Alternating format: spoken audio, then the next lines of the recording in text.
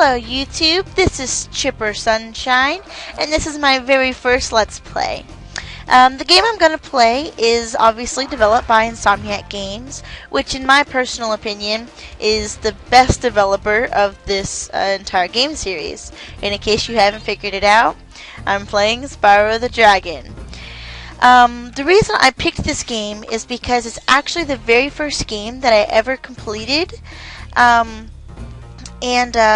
Because of that, and for a couple other reasons, it actually has a very close place in my heart. So,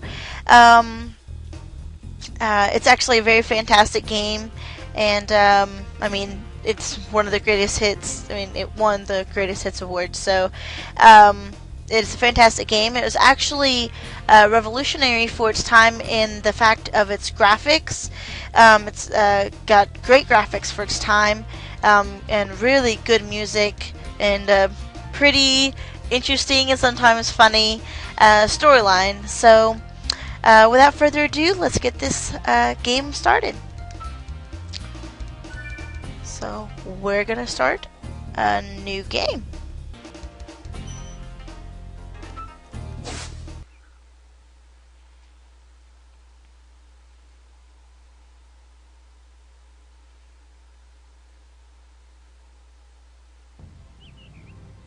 Okay, rolling. Oh, it's been peaceful here in the Five Worlds, or is it 6? For a Dragon's Age. We now have 12,000 treasure, or is it 14,000? What about this Gnasty Gnorc character? Now I understand he's found a magic spell to turn gems into warriors for his cause. I'll take that question. Gnasty Gnorc is a simple creature. Simple! He has been contained in a remote world and is no threat to the Dragon Kingdom. No threat! Besides, he is ugly. That does it! Looks like I've got some things to do.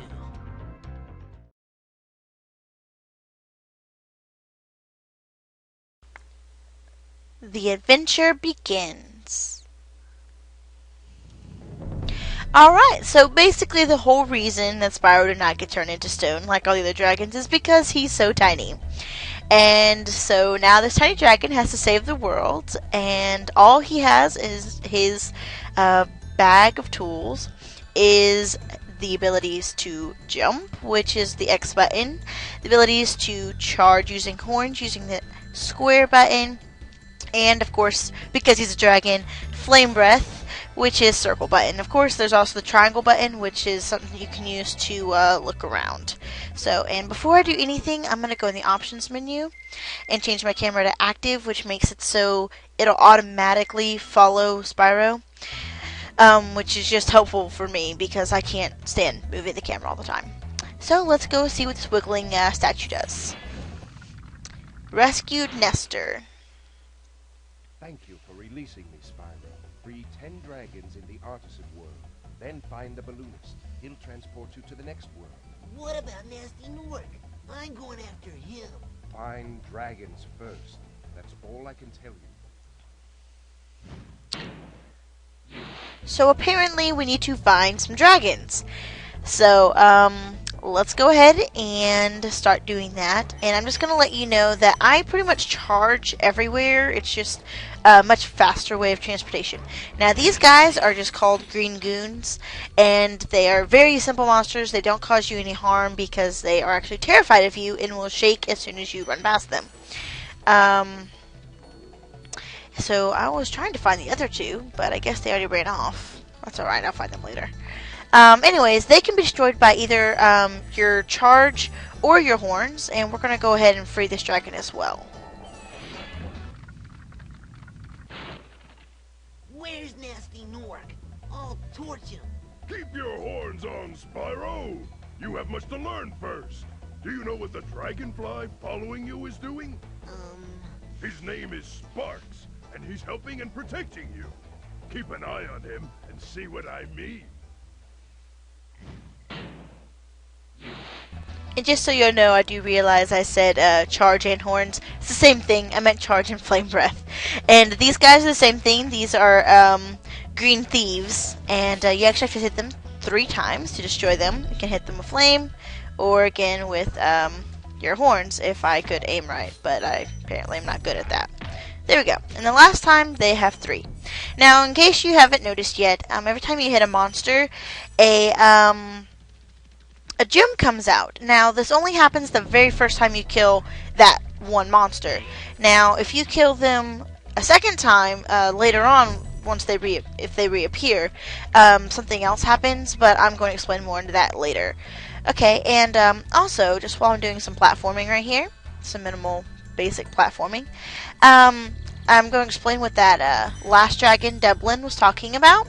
He was talking about the dragonfly behind us, which is named Sparks. He's actually Spyro's best friend. And we'll go down this tunnel. Oh no, not yet.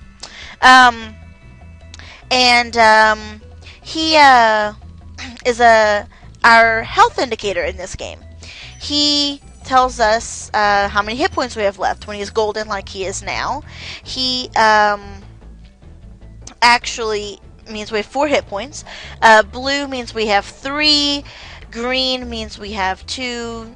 And whenever he disappears, disappears, that means we only have 1 hit point before we die. Now, the treasure box I'm fixing to destroy right here has gems in it. You can destroy it by either flame or charging. And then this guy right here is how we get extra lives, which is what that statue is right there. So that's pretty nifty. Okay, now, say we got hurt, which we're not going to do here because there's nothing to hurt us. You would find the friendly enemies, or friendly monsters, not enemies, which in this case is sheep, and you would destroy one by any means, and it would turn into a butterfly, which Sparks would then eat, and that would heal him. Okay, so let's continue on down this tunnel and see what we can find. Oh, some boxes. And some treasure. And that looks like it might be the balloonist that the first dragon was speaking of. Marco the Balloonist.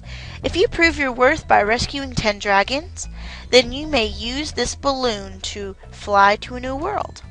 So apparently, once we free those 10 dragons that we need to free, then we get to fly somewhere else. By the way, the name of this place is Artisan's Home, which I believe they've already mentioned that. I just want to reiterate it. That means their artisan is the home for the dragons that are kind of like artsy. They are the most peaceful of the dragon families. They write songs, create sculptures and paintings, and let's go ahead and rescue Argus. Cool Flash, do that again. The artisan's boss is through a portal in the dragon mouth, but you are not yet ready, Spyro. First you must complete one of the other artisan lands. Okay, well apparently we have to complete another artisan land, which, by the way, this is a world, and within the world is the portals that take you to individual lands, which there's still one more place I want to go to before we do that. But anyways, more about the artisans. They, like I said, they're very artistic. They gather groups here for group viewings and view paintings and such in this very peaceful land. So let's go free this last dragon, I believe, in this area. His name is Thomas. Hey, Spyro, press the jump button twice to glide. And don't be afraid. Afraid? Of what? Falling from high mountain peaks? Plummeting into prehistoric glaciers? Huh, that. It sounds like he might have had maybe a fear of flying himself at some point. And actually, this is where I'm going to end the first part. So, in the beginning, so far we've covered just basic controls and the introduction of the game. And next time we're going to finish the Artisan's Home and then go and venture into the first land. So, thank you so much for watching. This is Chipper Sunshine signing off, and have a sunny day.